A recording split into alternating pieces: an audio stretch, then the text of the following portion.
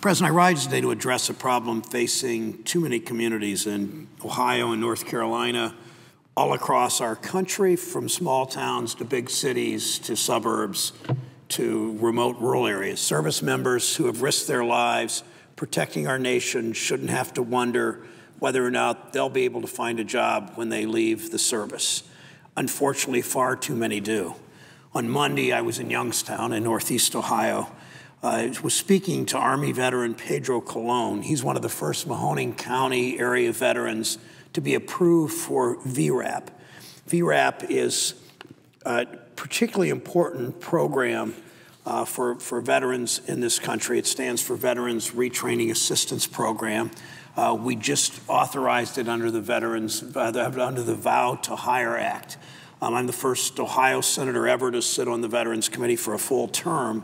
I take that responsibility seriously. One of the programs, one of the outreach efforts, one of the training programs, training efforts put together by Senator Murray and the Veterans Committee is this VRAP.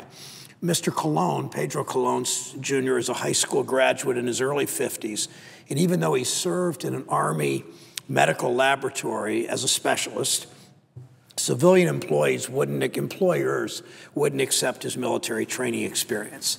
In many cases, as the presiding officer knows, having such a huge military presence in her state, in many cases, employers are reluctant to hire veterans.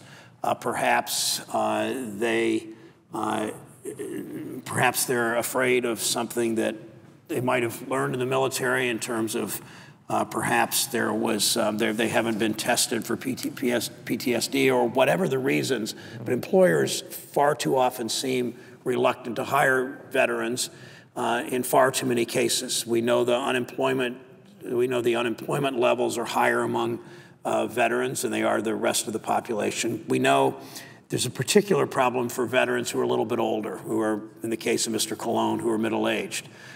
We also know that sometimes veterans, particularly if they came out of school, from out of high school and went directly in the service, that they might not know exactly when leaving the service how to apply for a job, how to do a resume, all those things that people learn when they're stateside in the civilian workforce, they learn to do.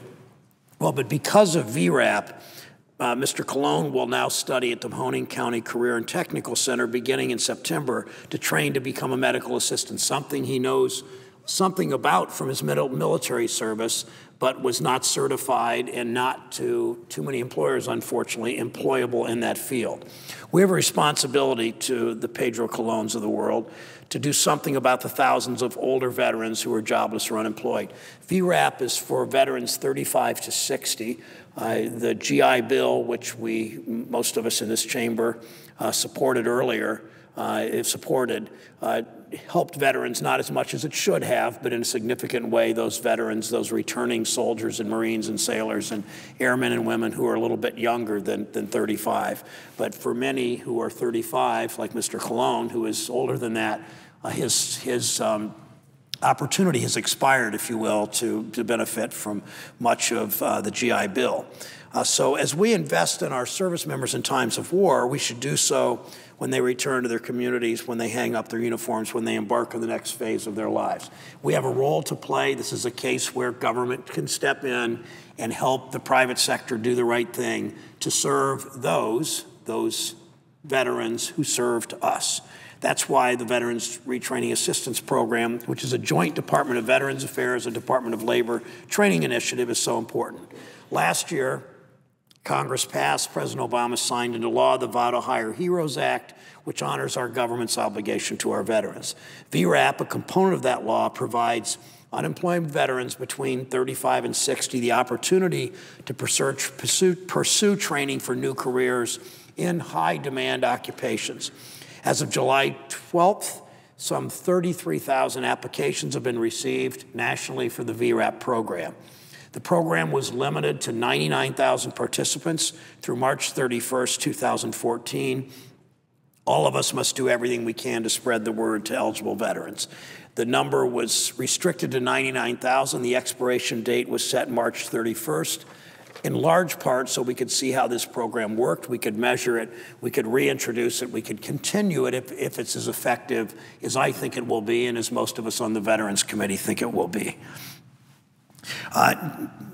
Tony Blankenship, another Ohioan from Martins Ferry in Belmont County on the Ohio River in eastern Ohio across from Wheeling, West Virginia, was an Air Force veteran, unemployed iron worker. He plans to study at Belmont College for a career as a medical assistant. There are tens of thousands, there are hundreds of different kinds of jobs, tens of thousands of slots for people to sign up. People can go, in my state, they can go to the Veterans Service Commission. Ohio is one of those lucky states that is not every state does this, that has a Veterans Service Commission funded by taxpayers in local communities. Every county in the state, in the county seat, I believe, in every county has a Veterans Service officer and a Veterans Service Commission whose chief function is to serve returning veterans with health care, with education, with a whole host of any issues that veteran job training, for instance, might deal with.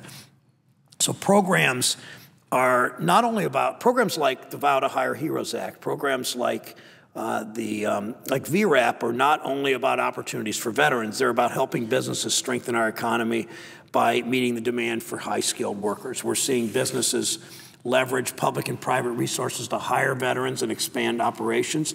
I've met with veterans and veterans advocates from Dayton and Dublin and Mansfield and Chillicothe and Cleveland and Columbus and lots of places around my state to talk to them about how we can partner to help businesses hire unemployed veterans. North Canton, I work with the Chesapeake Energy Corporation to convene a job fair for Ohio veterans seeking employment as equipment operators and truck drivers and electronic and technicians and other high-demand careers, perhaps in the shale development industry.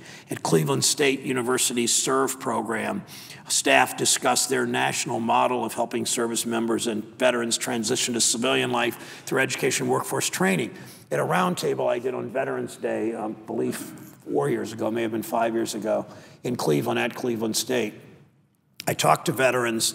I talked to the veterans and to school administrators at Cleveland State about the importance of integrating servicemen and women who have recently left the military, how to integrate them back in the classroom, thinking about a 24-year-old, 25-year-old young man or woman who had been in combat in Iraq, sitting next to in class an 18-year-old suburban young man or young woman who had no idea of the kind of life experiences that the veteran, only 6 or 7 years older chronologically, but much older in what he or she had seen in combat. Cleveland State's figured this out, as has Youngstown State, and they've been national models for ways of integrating these servicemen and women back into the classroom to get to be able to go out ultimately in the workforce. In Columbus, I held a field hearing on veterans unemployment in December. The Solar by Soldiers program is hiring veterans to install energy technology. We need to spread the word about training programs like VRAP that will help provide our veterans with the necessary skills to find good-paying jobs. It's part of our job, again, Madam President, it's part of our job to serve those who have served us so faithfully and so well. Thank you, Madam President.